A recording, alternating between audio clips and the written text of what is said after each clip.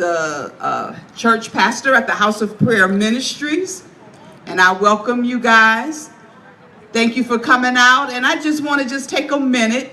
I was asked to share something with the people, so I like to talk to women, I guess because I am one. And I cannot stand to see women hurting. I cannot stand to see women alone. It bothers my spirit when I see women out all by themselves all the time. The breadwinner, they got to run the errands, they got to pick up the kids, they got to raise the kids, they got to put the kids to sleep, they got to get them up in the morning, they got to make it to work, they got to make it today, just all the time. And I said, Lord, what is this? Why is it always women always seem to be by themselves doing all of this with these babies that they did not make all by themselves? Huh?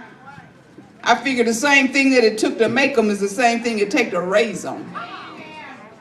It took two to do that. It take two to raise up a complete and a whole vessel.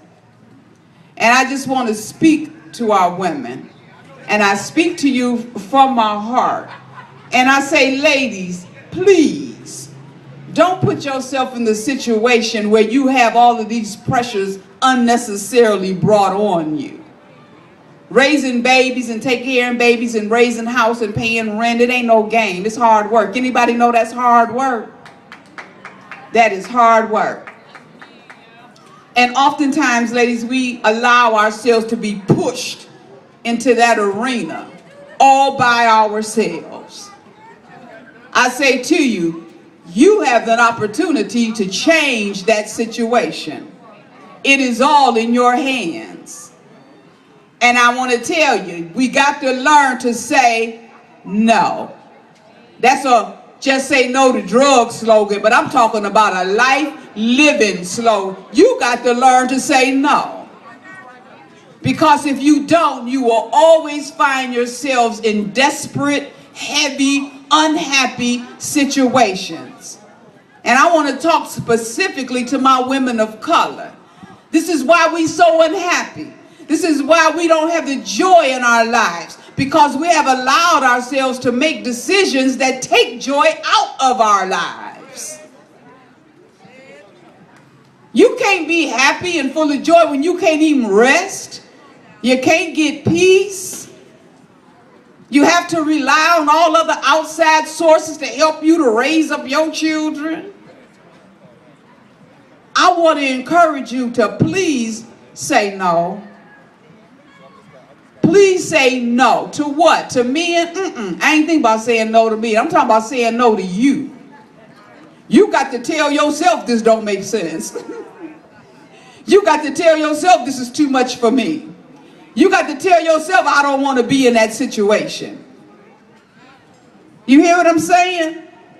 It ain't about other people. It's about you speaking to your own spirit. It's about you conditioning your own spirit to be set for a successful, joyful life. You. Because once you set the standard, nobody else can come in and pull you down. They either got to meet it or exceed it. And I'm saying, ladies, please set a standard for yourself. Please. Don't be afraid to be different. Don't be afraid to be the one that don't go along with the norm. Please be the one who said that's just not how it is. That's what it has become, but that is not how it is. The way it is a much better situation, a much healthier situation. And I want my sisters to be healthy. I want my sisters to be happy. And this ain't about a color thing. This is about a woman thing. This is about a good choice thing. And we got to make healthier choices. We must stop relying on outside sources to give us what we need. It's all in you. Do you know God created you to be fulfilled in everything? He said all you got to do is pull it up out of you. It's already in you. When I blew the breath of life into you and you became a living soul, That's what you came with. You came equipped with everything you need. Use it. Don't be abused anymore. People have been talking about violence against women. You have a lot to do with that, ladies. You should not find yourself in those bad situations that ultimately leads you into a place of danger. You got to tell yourself no. I know you might want to walk down to the store, but if it's midnight and you're in a bad situation, you need to stay indoors. Keep yourself safe.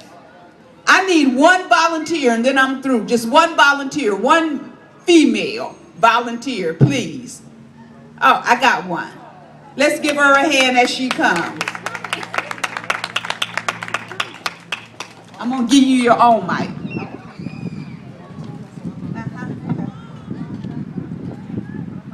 This is something that I want to share. Sister, who is a stranger?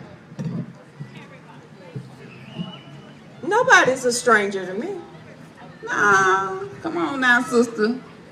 When you were raised and your parents told you don't talk to strangers. Everybody was a stranger. Who's a stranger? Everybody. Everybody was a stranger. What if you see them all the time and they work in the grocery store and you've been going there, your parents been going there, and you know these people because you see them all the time in the grocery store. When you take your son to the barber shop, you see him all the time in the barber shop. He's your son's barber. Is he a stranger? Kind of a stranger. Mm-hmm. Thank you. That's all I wanted my volunteer to do. What is my point? We have to understand what a stranger is. Just because you see him at the bank when you go cash your check, that don't mean you know him. Just because he the barber at the shop when you take your son don't mean you know him. Just because you see him at the fish market where you go every week, it don't mean you know him. Do you know that most women who get abducted, those are the people that abduct them because I know and she know and you know not to go off of somebody you absolutely don't know. You know, anybody knows that. So that's not the catch. The catch is you think that they're not a stranger because they're recognizable. Just because you recognize them don't mean that they're not a stranger to you. Do you know their mother? Do you know their father? Do you know if they were raised in Cleveland? Do you know their birthday? What do you know about them personally? You know absolutely nothing about them. I want to let you know, ladies, those are strangers. Just because you recognize him and you waiting on the bus and he pull up and you say, oh yeah, I see you in the shop all the time. And he said, come on, let me give you a ride. I give you a ride. And you think he ain't a stranger because you recognize him. If you don't know him. So he is a stranger. And that is the very one who will put you in a very dangerous situation. We got to wise up about this. We got to get smart about it. Just because I see you on the bus that I catch every day don't mean I know you. You still a stranger. So I want us to be aware of that. Recognizing a person don't mean that you know them.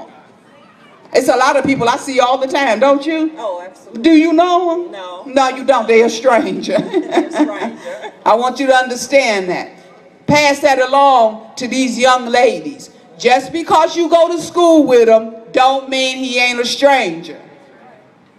So when he invites her to go for that walk through the park, she'll know an alarm will go off. He is not someone that I know. He is a stranger. I recognize him from school, but I don't know him.